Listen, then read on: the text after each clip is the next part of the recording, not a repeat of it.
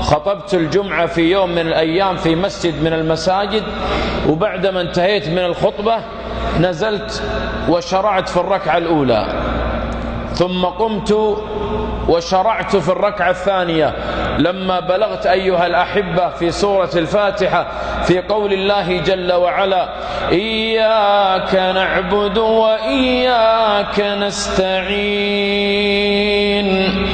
إياك نعبد وإياك نستعين.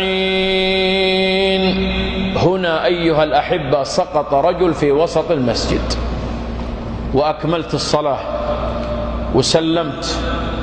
ولما سلمت يا إخوان أخذت الميكروفون، وكان الرجل بعيد عني في منتصف المسجد والمسجد كبير، وبدأت أقول: يا إخوان، لأن الناس ازدحموا على هذا الرجل الذي سقط في وسط المسجد، قلت لهم: ابتعدوا عنه، أعطوه هواء، خلوا الهواء يصل إليه، لعله مكتوم، لعله كذا.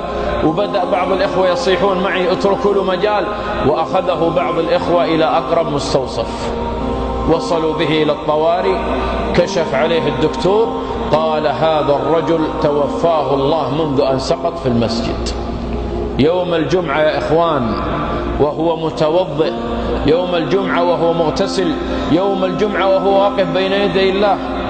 فاتصلت، أخذت رقم أخوه، واحد من أخوانه الميت، اسمه محمد، الله يرحمه ويتقبل ويجعلها 100 حسنة.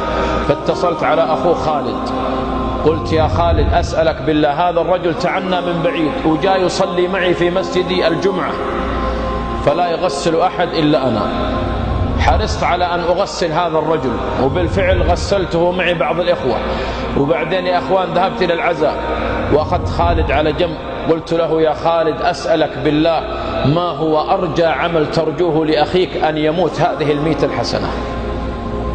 فقال خالد: يا شيخ، والله إحنا مجموعة أخوان وفي عندنا أخوات، لكن والله يا شيخ أن محمد هذا أبر واحد بالوالدة، أبر واحد بأمي، كان يمر عليها كثير ما يتركها، كل يوم يتفقد حوائجها، يتفقد كل شيء تحتاجه. يقول من ضمن كلامه، يقول: والله يا شيخ، حتى الشامبو الذي تغسل به رأسها يتفقد، الصابون التي تغتسل بها، المشط الذي تمشط به رأسها، البخور الذي تتبخر به، كل شيء يتفقد الوالدة. يقول: حتى من البن والهيل والقهوة ما يترك عنها شيء، كان بارا بأمه وكانت تدعو له كثير.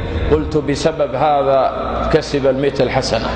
وبالوالدين إحسانا، وبالوالدين